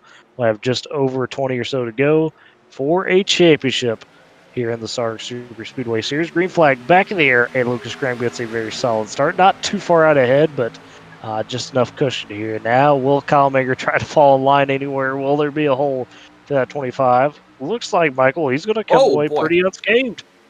Yeah, I think his teammate let him in, and he got Alex Fox up his rear end there, getting him loose sideways because he was trying to let the 25 car in line. So that round of pit stop did not help Brandon Half out at all. He was, I think, 5th before coming back in the top off, and now he is 10th. If he would have stayed out, he would have been 3rd. He would have been 3rd restarting and right back behind the leader. So he's got to be kicking himself now for that. Oh, yeah. I mean, that is a good point, Michael. Although, with the way it shaked out, I think Robbie Lyons stayed out, too, in that 15. So, technically, Half would have still been on the outside. No, he'd have been 3rd. Oh, no, only two cars stayed out. I'll have to check that. I think Lyons stayed out as well, because I'd have to go back and look, but I'm almost certain 3 stayed out. Yeah, Lyons did stay out as well, looking at. So, and Lyons got lined up on the inside, 3rd, obviously. So. But, yeah, so technically, I guess Half would have still been in the rough, although with what we saw with Kyle Mager, he could have probably dropped in line better than 10th, I would imagine. Yeah, absolutely. So let's see who's going to try to challenge Lucas. All single file right here, right now, trying to run it out a little bit. We know fuel-wise, these guys could pretty much make it the rest of the way. Now, if we get into our green-white checkers, that's where things maybe become a bit sketchy. But who's going to be content riding? Who's going to decide to push that tempo? You imagine the 9 we want to do it, but Michael, as we've seen, he's got no help pretty much, with the exception of right there before that caution, of really jumping out and getting something going. Which is kind of weird. You think, from what we see, Lucas is the guy with the target on his back, but it just hadn't seemed that way so far today. Yeah, absolutely. It's the target. The 44 is the one with the target on his back for some of these drivers here. But with him leading this race, I'm sure by now he has clinched the most laps led bonus points. So now this is pretty much his championship to lose. As you can see back here in the 5th position, Alex Fox, I think. I'm not sure if there was somebody maybe with a connection issue or something, but there's a bit of a gap growing between the top 4 here. Yeah, it looks like he's hanging back just a bit. This may be why, trying to duck the outside. The 5 blocked the outside run there. He's doing that on purpose. He's trying to help his teammate in the front there. That's going to block the momentum of the outside lane. Well, and we've seen Dylan Holland, to your point, be a pretty good teammate, at least to his guys out there, whether it be pushing or making the moves to kind of help them stay afloat. Also doesn't help for Mr. Fox that he's only got Britt Murphy behind him. He can't get that run. We've seen it. And now they're going to take that long slide back unless they can find some help quick, but it looks like that's not going to be the case. No, not at all. And they're just sliding on back. Looks like that will bump up now Mr. Brandon Houff to the 8th position, so he's able to gain 2 spots off that. Still has ways to go and would have to get Lucas to have some bad luck. And it's looking bleak right now, Michael, but we've seen anything happen. I mean, if these guys get racy enough, you never know what wreck could occur from that. It's just when, how, and, is it going to generate up front? That being said, We know mathematically, Robbie Lyons, Kyle Mager, two guys that are pretty much all but out of it now with the way the points have fallen in that first stage. What are their mindsets? I mean, we know they're teammates of Lucas Graham, but they're also teammates of Brandon Houff. Do you think they're kind of more hands-off in this situation, or how you think they're playing that out there? Honestly, it's hard to tell. I don't think they're gonna be content running in second place. I really don't.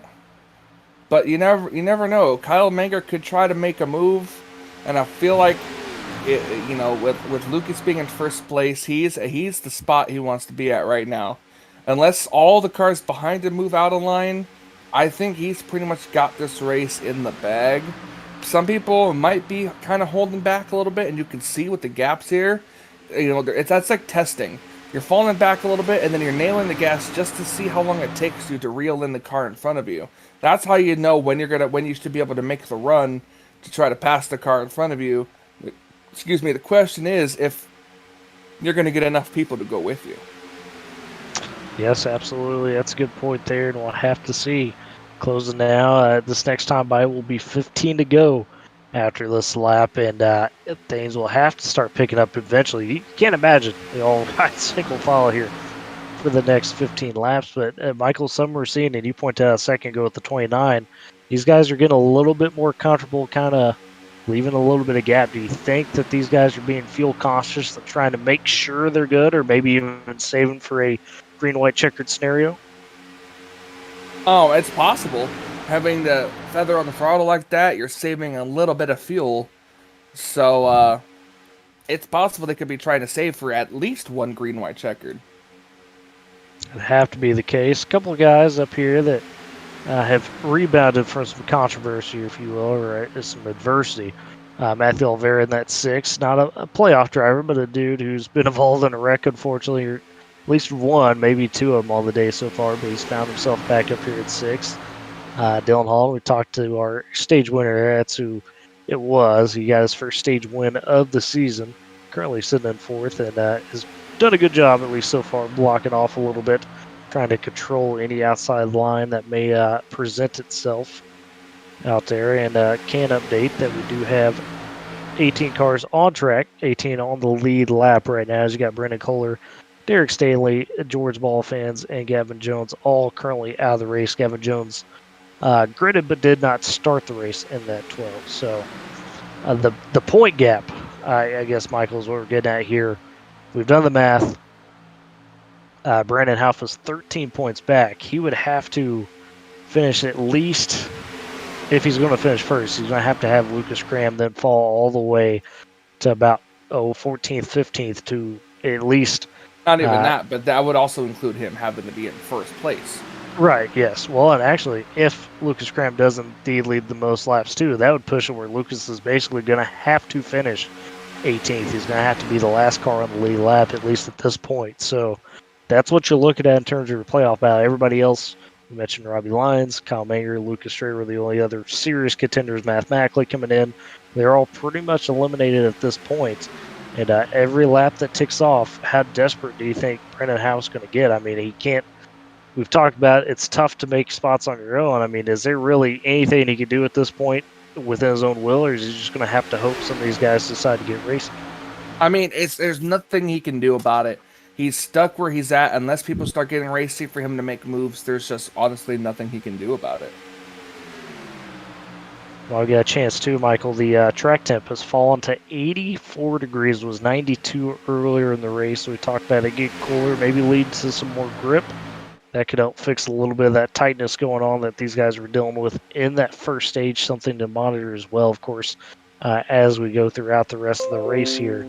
But currently hitting lap 64 now, just outside of 10 or so to go now.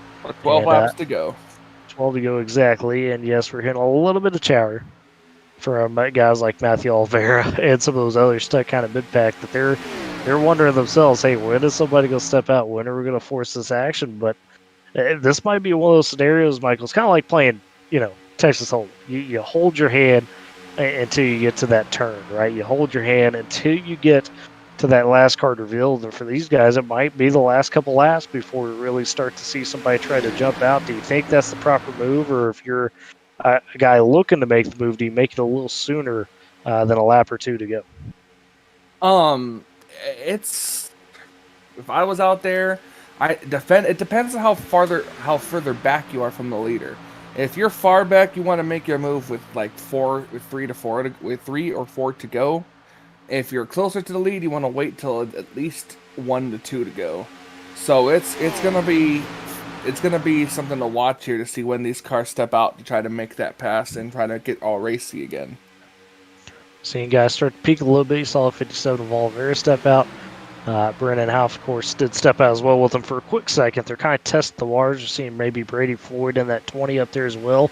Peek a little bit, trying to see if there's any true action going on. I guess that's kind of the signal, right? Is you peek your nose out a little bit, either because you're saving a little bit on your temps, although these guys haven't been glued together for that to really be the case. So maybe you're kind of flying out there to peek a little bit and see if somebody will go with you. And I think mathematically here we have about 10 cars probably. No, excuse me. We have about 12 or 13 really up in this first group that could, step out. Probably going to need at least 7 of those guys, I would imagine. Here comes a couple of cars on the outside, and then the outside lane quickly dies off, and back to single file. It's going to be that group, though. It looks like. Oh, look at this! Oh, ooh, a little bit of contact there. Blocking the racing line. They're just blocking all over, and that about put Matthew Oliveira into the wall. Yeah, Brandon Half looks like he saw an opportunity to dive back down and take the spot. And he was able to gain another spot or 2 off that. Get himself up to 7th now. So slowly chipping away as that 9, Michael.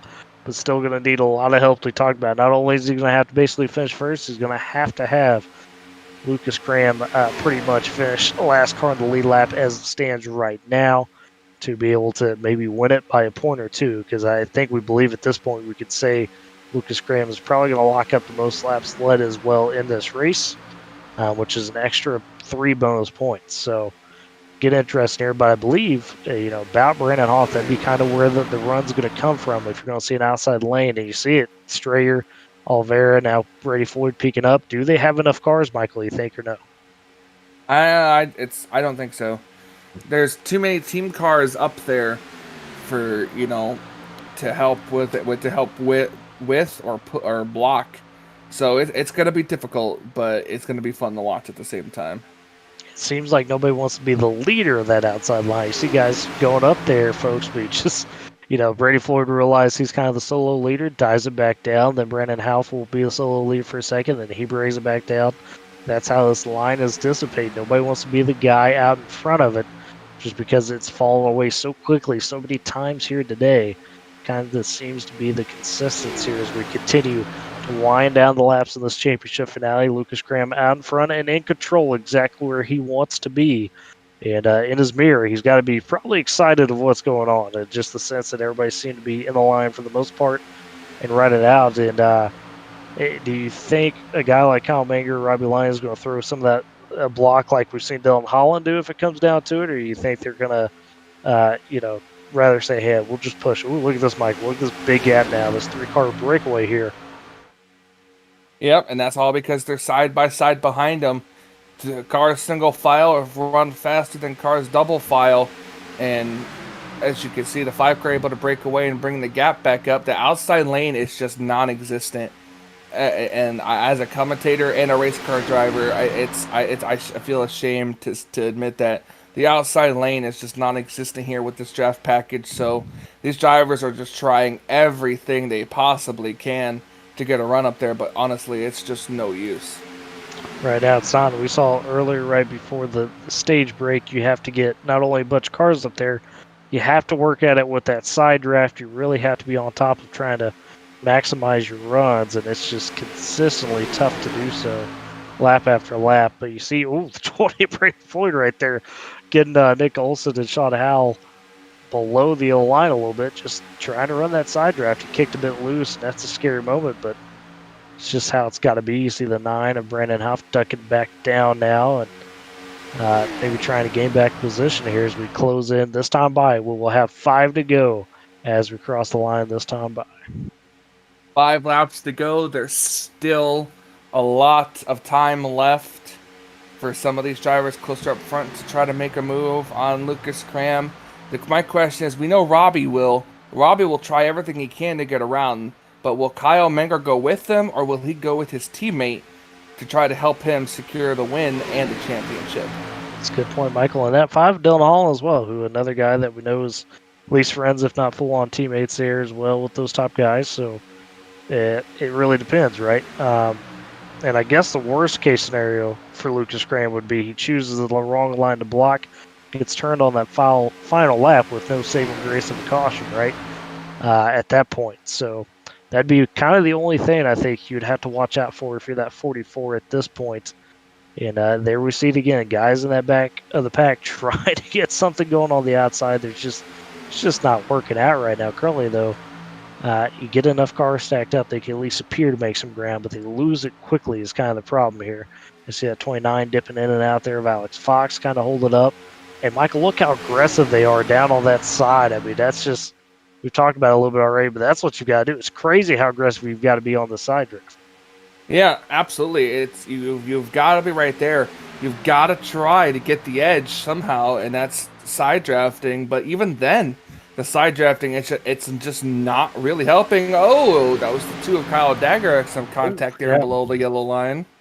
He saves it, though, keeps it rolling. But, yeah, almost a little bit of a disaster moment there as he got tagged a bit as some of that side draft got aggressive. Coming now here to 3 laps to go in this one, lap 73, 75, and it has wound down pretty quick. Still no serious challenger quite yet for Lucas Graham in this title. He's looked good out in front of that 44 and continues to hold it. Probably the smoothest out of everybody out there. I mean, makes it easier, Michael, when you got the yellow line to reference, not the guy in front of you, right? Yeah, absolutely. Because on the inside lane, when you're behind somebody on the inside lane, it makes it a little hard to see and judge where the yellow line is when you enter the corner. Oh, absolutely. You find yourself slapping the apron of the guy slapping the apron in front of you, that could be a bit tough, but just hadn't been the case. Coming out to 2 laps to go here, and they're still trying to sort it out back there, but still no quick movement. And it looks like these guys are going to save it for the final lap or two. Who's going to step out? Who's going to take the gauntlet of trying to push it here? Not too sure. And right now, Lucas is just hoping that we make it back to the white flag, but without a wreck happening. That'll drive us into overtime, and who knows how many of these cars have enough fuel for that. That's where it definitely could get dicey here as they work the backstretch. Seeing Somebody up there trying to make a move. That would be the 21 there, Jake McMillan out there trying. Brandon Half is pleading over the radio for somebody to make a move. To no avail. He got Clint Spillman maybe peeking a bit. Coming out, turn 4 through the tribal. Can they get back to that line with no caution? It looks like we're going to get there. White flag's going to be out this time by championship on the line. Lucas Graham in control. There he goes. Brett Murphy. Will we get the caution? We do get the caution right before the line. Oh, somebody's flipping back there. And the drama is here. First green-white checkered. Going to be taken. Wow. Oh, my. Oh, their cars are still running underneath cars. That was a people vicious still driving crash. into cars. Let's see Lucas Strayer involved. Sean Howe. I think Brandon Howe actually avoided that somehow. That was right in his area, pretty close. But boy, right at the line, that caution comes out. Lucas Cram. A little bit of contact there. The 60. Yep. A little bit of contact there, and Clint's. Oh my lord! Somebody went flying. Yeah, somebody took a vicious flip back there. That was Alex Fox. As we're looking at it here, we're gonna keep an eye on his car, and we're gonna show you the replay here. Here you go. Looking at it here, you're gonna see one car, just right, the 64 get turned right there, and then up the track they go. Clint Spillman, he just ricochets off the wall and down the racetrack. And look at that 29. He took a crazy ride. It looks like maybe just hit the wall at the wrong angle and then got flipped up as soon as that momentum stopped him. I mean, that is, wow, what a wreck right there for that 29 Alex Fox. Brett Murphy took the outside lane to run.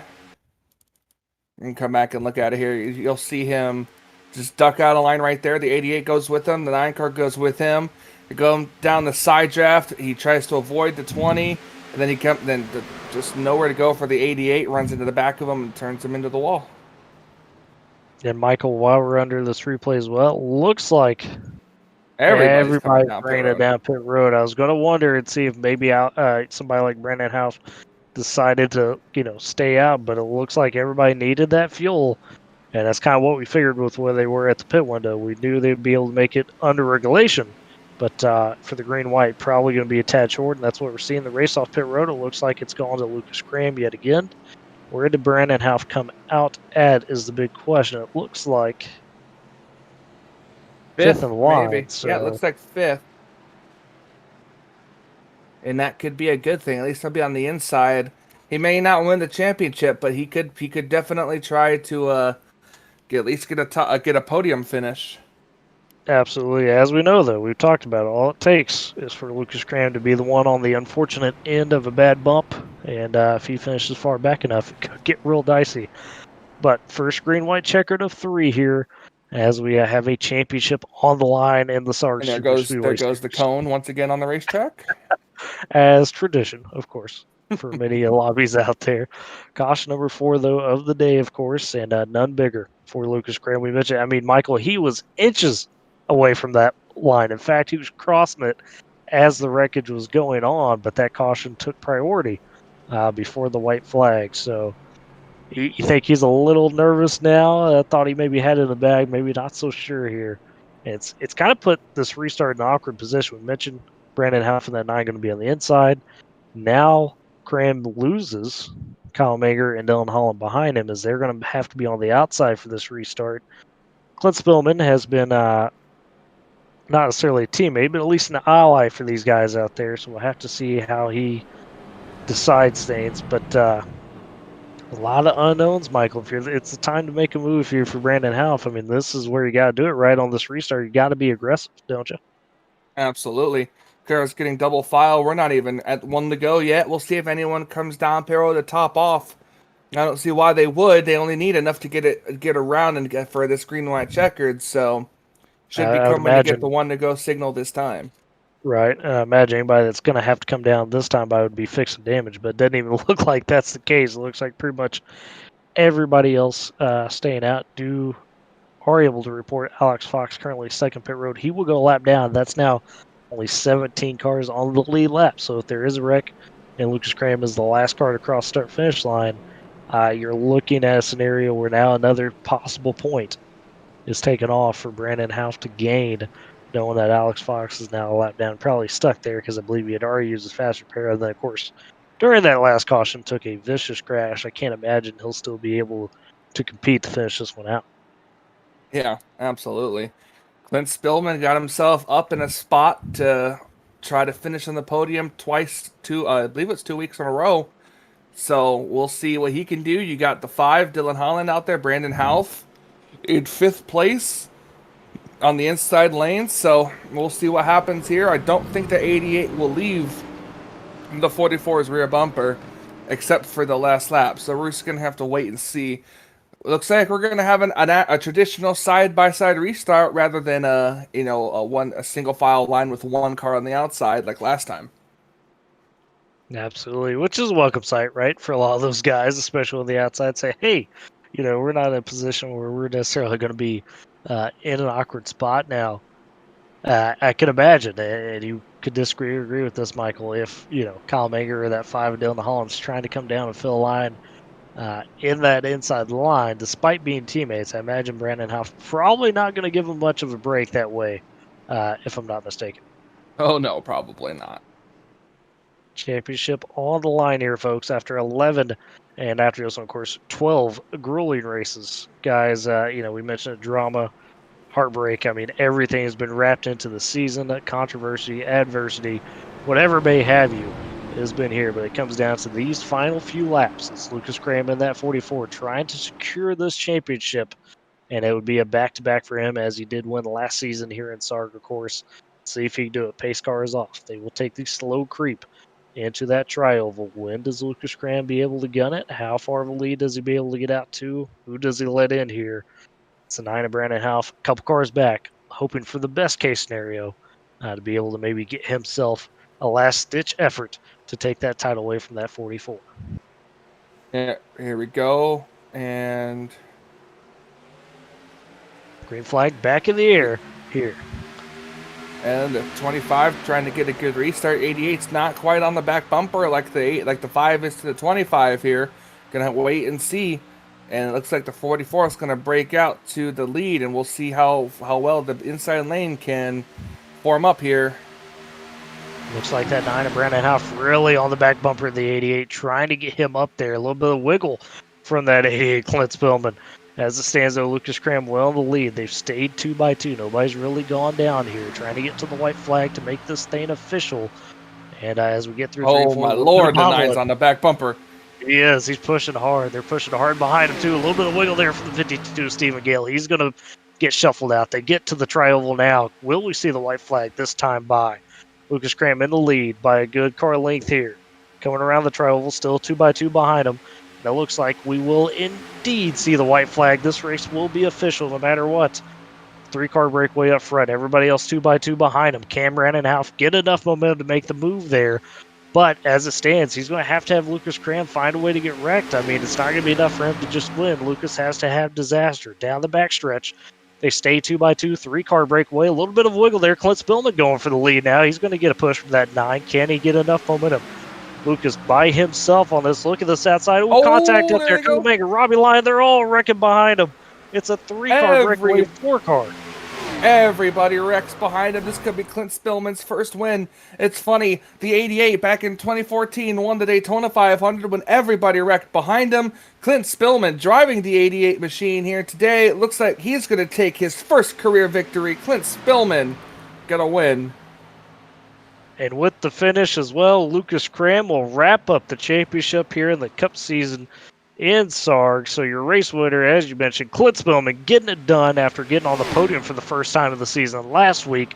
He comes through with the victory here in the Talladega 200, the finale. And then, of course, Lucas Cram wraps up the championship. Might see some dueling burnouts here, Michael, I would imagine, between both of those gentlemen. Yeah, absolutely. As always, per the championship, is the champion doesn't win. And it looks like the rest of the finishing lineup here real quick as we wind down a little bit. As we mentioned, Clint Spillman with the win. Lucas Cram second. Brandon Half will come home third and second in the championship battle. Coming up just short here a bit today. Sean Howell, brings home a top 5 with that fourth, getting through all the carnage of that last wreck. Nick Olson brings home the 5th. Dylan Holland 6th. Matthew Oliveira scores a 7th. Britt Murphy scores 8th. Chris Sawyer 9th. And Brady Floyd rounds out your top 10. And you can see the rest of the order scrolling there. And Michael, how about that last wreck as well? I mean, that wiped out pretty much, it seemed like the entire field with the exception of about 4 or 5 cars. And it started, it seemed like, on the top line there with Kyle Menger and Robbie Lyons maybe all trying to make a move there coming into turn 3.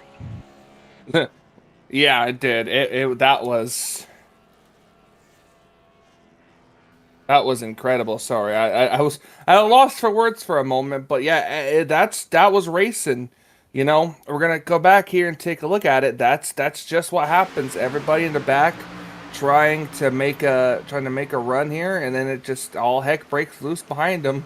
Couple of cars made it through. Couple of them didn't.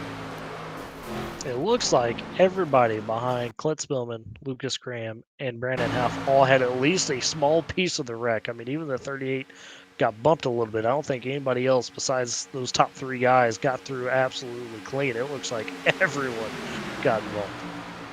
Yep, the 25 tried to make a run to the outside. They both clipped the wall in the 15 and the 25, and it was just all heck behind them. That's classic Talladega action right there. My goodness. And then from there was a demolition finish, if you will, of guys just trying to get it straight and get back going. What a ending to the SARG Superspeedway season. And I think we've got our guys filling up here in the waiting room. Yep, I believe we do. All right, so let's go ahead and get the championship runner-up and third place finisher today, Brandon Huff, up in the booth with us real quick. Adam? if I've got them. There we go. Hey, Brandon, it's Michael and Tyler up here in the booth. You got us. Yeah, I got you. Well, I know it was not quite the day you're looking for. You could put yourself in a fantastic position, after last week to at least really try to challenge Lucas. Things didn't quite work out that way, though. It seemed like you were just the odd man out all day long. You were, stuck back in the pack. You couldn't get that outside the line to work. Um, how'd you see the race from your perspective? I could answer this probably, but was there really anything else you could have done throughout that race to put yourself maybe in a better spot? No, kind of really frustrated all race. Really couldn't do anything. Just stuck in the back, really, and every time I try to make a move, it's like just get sucked back, or the outside line didn't work or something. But first off, I do want to say sorry to everybody with that last lap wreck. I moved up on Robbie and caused that, and I feel really bad about that. I didn't want that to happen. I was trying to move up to stay with Clint, but it didn't work out because obviously it caused the big one. I moved up too late, and then it caught Robbie, and it just it was a big mess. But no, not much more I could have done. I was surprised I even got third, to be honest. Being stuck where I was. Just frustrating race. Did all I could. The outside just wouldn't go. I had the help at times, but odd man out is a pretty good way to describe it. Yeah, I can imagine that's how frustrating it was for you. While we were saying it up here in the booth, it just seems impossible with this drafting package that we have here now to just get an outside lane formed. And I was pretty much calling out probably just how frustrated you were getting specifically after running up in the front and then having that caution come out and then in the restart just dropping back after that. Yeah, I mean, I started the race up front, and the minute I started the race up front, it's like I got the lead for a lap or two, and then it's like after that it just kind of went downhill because I tried making moves. And every time you try to make a move, if you have the bottom lane, outnumbered from the top by a wide margin, you can't do anything. So basically what I tried doing all night, I wanted to race. I didn't want to ride single file. And I don't know. It seemed like the majority of the field didn't want to do that. But I know in the back we were getting impatient. We were trying to make something happen. It just wouldn't work. We had a run there. I think it was middle portion of the race with Brendan and me. But that whole wreck happened. And then after that, really, we couldn't make the outside work anymore. So, we tried, did all I could. I know, lost the championship again, and it's okay. Second still isn't bad, or wherever I'm going to get, probably second. But, it's been fun. Been a fun season. New drafting package has been interesting. Learned a lot. This league gives you experience for other racing you do outside of here. Just by doing these Superspeedway races, you learn what the drafting package does and what you can and can't do, versus just jumping in an official race and, discovering you can't do something that you thought you could. So, good championship to Cram once again. I'm glad Clint got his first win in a while.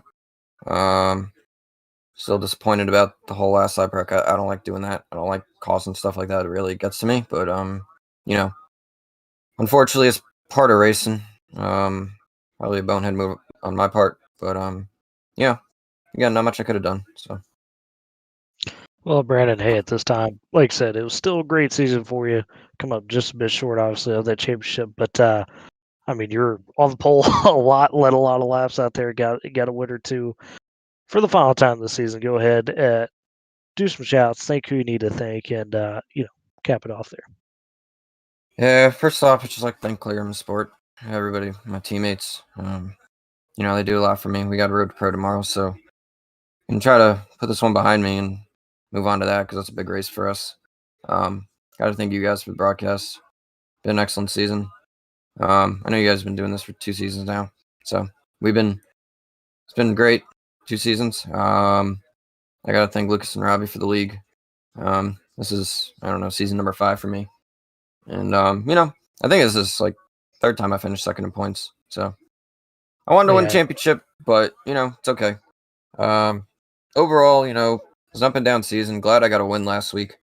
But, yeah, we'll move on from this. Just really frustrating night. I did all I could. I tried my hardest. I guess 3rd place ain't too bad. It's like my 2nd best finish of the season. So we'll take it. We'll run and we'll move on. Absolutely, Brandon. Well, congrats on another strong season, and good luck in your postseason endeavors for now. Obviously, you mentioned the Road to Pro stuff, exciting stuff there with the opportunity that you guys have with Klingerman Esports. So, good luck with that, and we'll hopefully catch you around next season. Thank you, Tyler. Appreciate it. That was our 3rd place finisher and championship runner-up, Brandon Houth there. And let's go ahead and now bring in the man who finishes runner-up today, and then also claims though his 2nd straight championship here. No, wait. Let's save our champion for last. Let's go Oh, ahead and okay. talk Fair Clint enough. Spillman. Hey, I like the call, Michael. So we'll bring in the race winner then, Mr. Clint Spillman, real quick, and catch his thoughts. Hey, Clint, it's Michael and Tyler up in your booth. You got us. Yes, I do. Twice Well, hey. in a week, or I can say twice in 2 weeks, man. Last time, I believe it was 2nd. This time, you're in victory lane, man. How does it feel?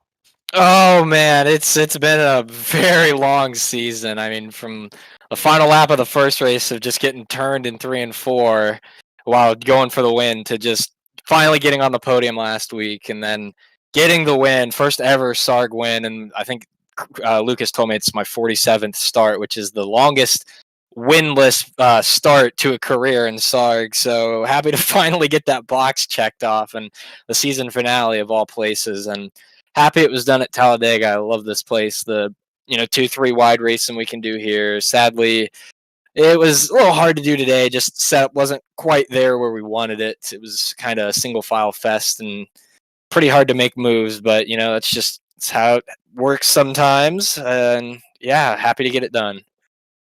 Well, and Clint, you're a guy we talked about did start up there, and for as important as track position was, you found a way to work yourself up there. How'd you manage to accomplish that with maybe the toughest environment we've seen for true actual green flag passing here this season? Yeah, I owe it all to the pit stop there at the green white checkered. I mean, I was in that wreck coming to the white to set up the green white checkered. Got through with a little damage, but still had the fast repair in the bank. And I just took a very light splash of fuel, no tires, got that fast repair, and I just floored it off pit road and gained like 2 spots to restart 3rd when I was 5th going in. So I owe it to the pit crew right there because that set me up perfect with Brandon behind me. And I knew Brandon was probably going to try to push me past Cram because he needed to finish ahead of Cram as much as possible. And that was really the only way he could hopefully gain points on him. And saw him wrecking in the mirror, and then I saw the 2 Valvoline cars side by side, so I just kept my foot in it, hoping they pulled each other back, and I just coasted to the finish there.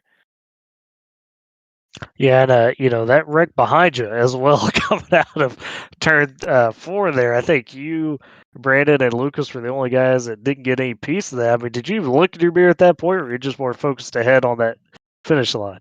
Well, in 3 and 4, I was mirror driving all I could. I saw Brandon come with me, and then I think he threw a block on Robbie. Didn't know exactly what happened, and I just saw the pack flying apart. And I'm like, as long as those 2 stay side by side, I should be able to get home with this thing. But had to keep an eye on fuel. I ran it out of fuel, burning it down. So I guess I took just enough there. If there was going to be another green white checkered, I was probably going to be screwed. So crazy stuff there, Clint. Well, of course, one more quick question before shoutouts.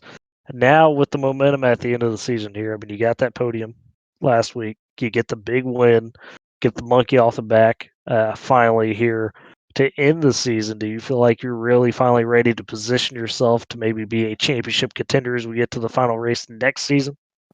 hopefully, I mean, looking at it, I think this will put me maybe 3rd or 4th in points. So, that's that first playoff race there that I made a mistake and finished towards the back end. That if I had a good race there, I could have came in hopefully, being one of the maybe 3 guys who could have won the championship. But you just got to put together a flawless last 4 races in order to even have a shot here. And Cram is just so good at controlling the lines and staying up front when he needs to and staying out of trouble. And it was interesting. I thought it was going to spice it up at the beginning. I think he had to use his fast repair early on in that first wreck in 3 and 4. And I'm like, well, he's got to be sweating now. He's got one life left, and if that life goes away, his championship could go with it. But that's just how it happens. Got to protect the fast repair, and luckily I did and was able to bring it home.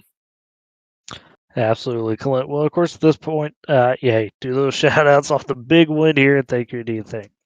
Yeah, shout out to my parents, sister, everyone who watches. You guys, you did a great season here on broadcast and love rewatching them. All the drivers out there, we've put on some hell of races this year. Some great finishes and great racing, and couldn't ask for a better group of guys to race with.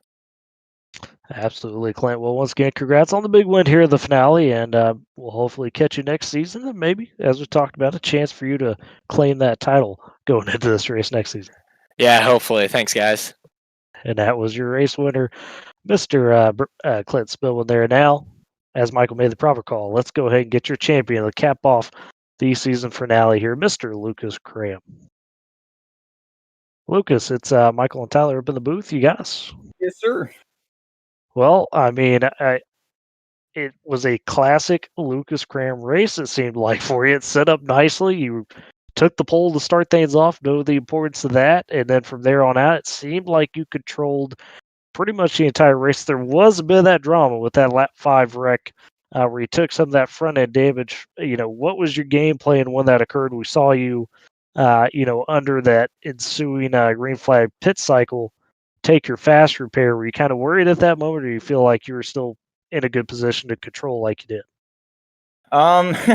Yeah, no, I was comfortable for the first 5 laps, and then from that point on, everything got so shaken up. Last week it was unfortunately a lot of single file and some when you go towards the end of the season in a league, a lot of guys kind of stop racing and say don't have a championship shot, or maybe they're frustrated with their especially in plate series, maybe they're getting wrecked too often, whatever. So unfortunately, when the car count kind of drops and we get a brand new package, everybody has to relearn how to do everything.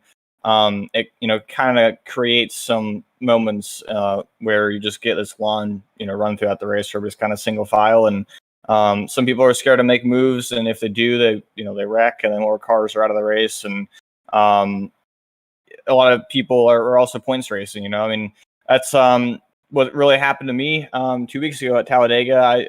I try to be aggressive and get towards the front and just race and have fun, and figured I could try to make moves to get to the front, and I got damaged, and I just fell behind and ended up losing the lead draft at the end of the race, and still was lucky enough to get out of a decent amount of points in that race to kind of carry it forward. But I definitely learned a lot that race, and unfortunately, I kind of had to take that in the next 2 races. Daytona, I couldn't really be aggressive too much, and lost a lot of points still to Brandon. And so when I got the pole there, I was pretty comfortable. And when they made that lap 5 move and I got damaged, I thought it was over, because I figured that most of the field was going to probably be single file, and anybody for sure would be Brandon. That would be a single file, and I was going to be stuck in the back. And I was very torn when I had to take my fast repair then and there, because I knew it was probably going to be calm, but anybody that did try to get the move, try to make the move, was going to be a pretty good threat of a wreck. So I didn't want to take it too bad, and I had like a minute of damage, and it was kind of the exact same boat I was in here 2 weeks ago, and I had just so much deja vu from that, and I was so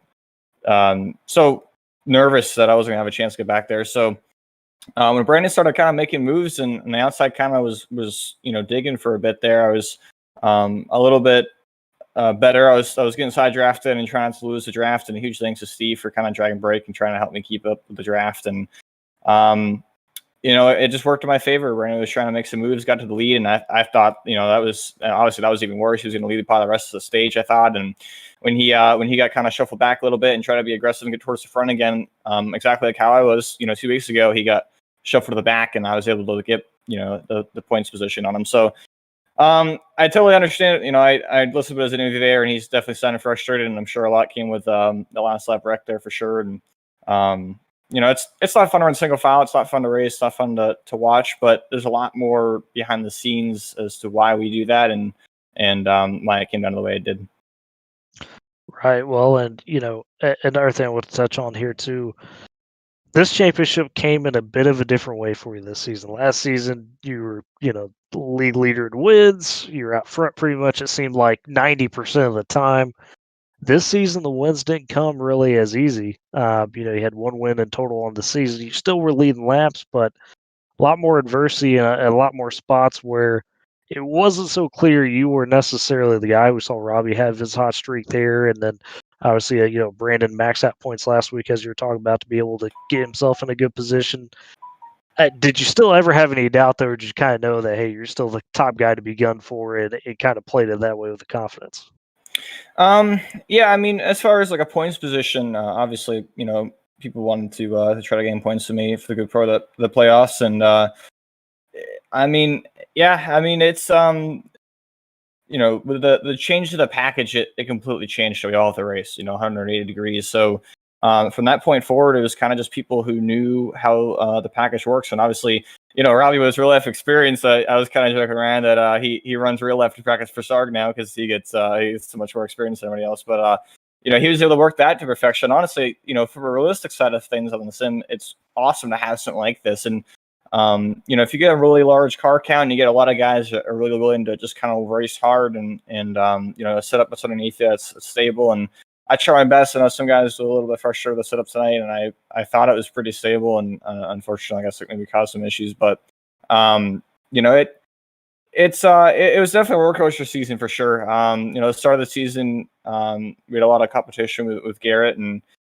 after that, it kind of fell off just a little bit, and I just never could really be in the right place at the right time in the race. I mean, the first race of the playoffs, I led, like over half the race. We were trying to train the top lane, and I let myself get out too far in front, and Robbie got a move and got around me on the outside, and it was kind of over from there. So I just, last week again was in, pretty decent spot and couldn't quite get there around Brandon, and unfortunately, in some areas I had to kind of be focused on points racing. I mean, tonight, I probably would have more aggressively blocked Clint had I known I was, not worried on the championship front. So, it just comes out of points racing, and when you have play a Super Speedway series and your points racing, it kind of changes how everybody has to react and race and whatnot, and makes the tensions kind of high. So, obviously, I mean, honestly, from a competitive standpoint, this is probably the most competitive season we've ever had. Before Robbie went on a tear there, only Nick was the only repeat winner, and we had so many different winners. We've had, I think, 4 first-time winners this season alone, if not actually 5. Yeah. So Broke that record a lot this season. Yeah, it's crazy. So, for me to have a win on the board, honestly, is good enough for me. It just with the amount of competition we had this season, how many guys were able to get up front towards the end of the races, and yeah, I mean, it was fun, and I really enjoyed it a lot, and obviously glad I was able to come out with a championship. Michael, if you've got any final questions here for Lucas. Well, I'm in talks with Matt, seeing if he'll give me Wednesdays off now so I can run with you guys. Just saying, you guys have intrigued me enough. But just my question is, how frustrating is it with the way the package is now, just to even get a line to form to move, other than just riding the bottom the entire race? Because I know that after a while, that's got to get frustrating.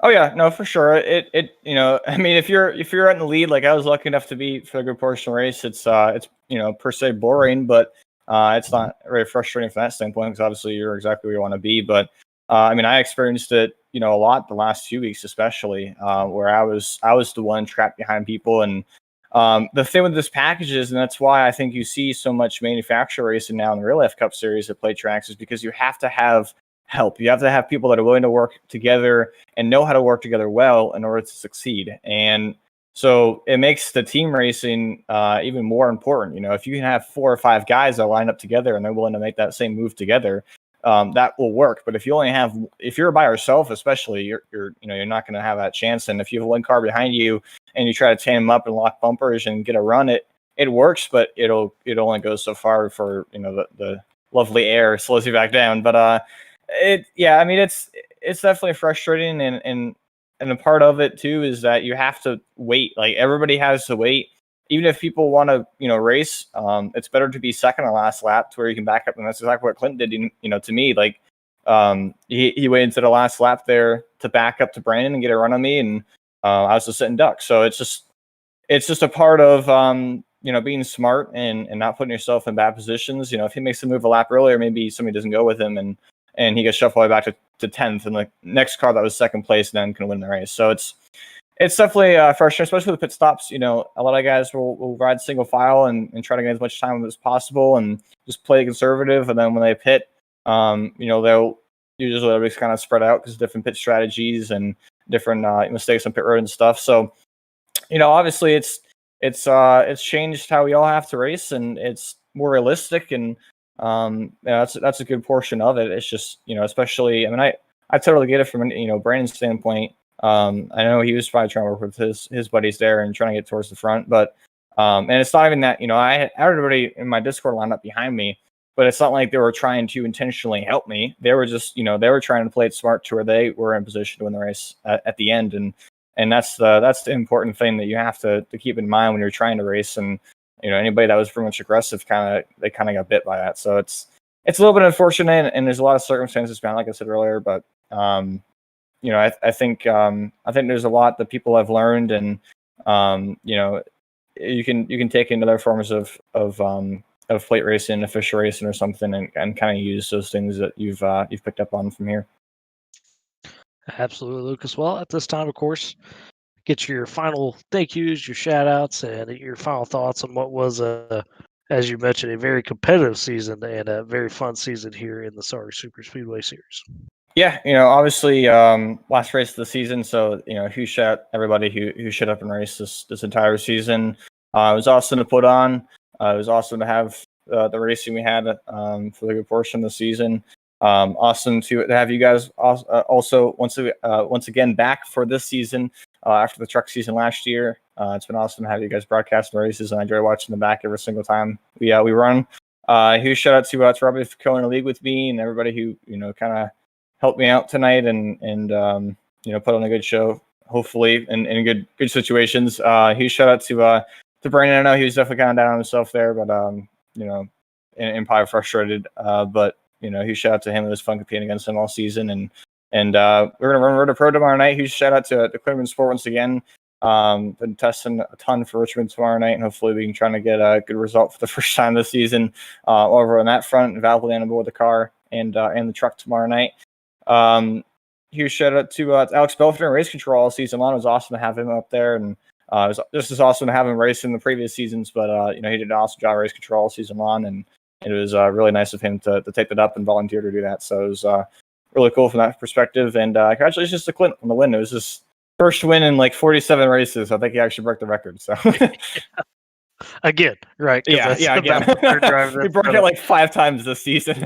Oh man, crazy stuff. Well, once again, Mr. Cram, congrats on the big championship. That's now 2 in a row, at least the last 2 seasons. You may have won more before that. Apologies if you had it's a bigger streak. But congrats on that. Been a lot of fun calling these races. I know me and Michael have had a blast, and good luck in your endeavors in the off season, the Road to Pro stuff, of course, as you mentioned, and hopefully maybe we'll catch you around next season. Yes, sir. Thank you, guys. I appreciate it. And that was our champion of the SARG Super Speedway Series Cup season and runner-up here today, Mr. Lucas Cram. And Michael, as we wrap it up for the final time this season after 12 wildly entertaining races that, as we mentioned earlier, just had everything. I mean, drama, controversy, adversity for some of these guys, whatever, you name it. A lot of, as we highlighted, first-time winners, a lot of streaks broken. It felt like a complete season. And, man, I mean, what else can we say to wrap this up, Michael? Yeah, absolutely. It was an incredible season. It was an incredible season. It was fun. And I can't wait for hopefully next time. Absolutely. Of course, as SARG does, usually they rotate the cars. So I imagine we'd be seeing the B cars next would be in the rotation as they had the truck season before into the Cup. So we'll have to monitor that. But for now, this final time this season, we want to go ahead at this point and thank everybody who has watched all season long. Appreciate it out there. appreciate your continued support of not only the SARG Super Speedway Series, but of the Flatout Racing Network. As always, if you missed anything during the season, you want to catch up, or you want to relive some of the memories, whatever may have you, you can always check it out on the Flatout Racing Network YouTube page. Of course, you can also catch some of our other fantastic series that we have here on the Flatout Racing Network. And also at this time, Michael, huge thank you and shout out to what you do every single Wednesday out here with me on the production side, on the color side, taking care of everything on that end. Can't thank you enough, good sir. It's been a blast this season, and hopefully we'll be able to do it again here in just a little bit. Usually off season, not too long for SAR. But until that time, folks, I've been Tyler Riggs. This has been the Flatout Racing Network, and we thank you once again for watching a production of the Flatout Racing Network and the SARG Super Speedway Series. Until next time, everybody have a great night. This broadcast is the copyrighted work of Flatout Racing Network and may not be rebroadcast, retranslated, or used in any form without the express written consent of Flatout Racing Network and iRacing.com Motorsports Simulations. Flatout Racing Network would like to thank you for your support, and we hope you enjoyed tonight's broadcast.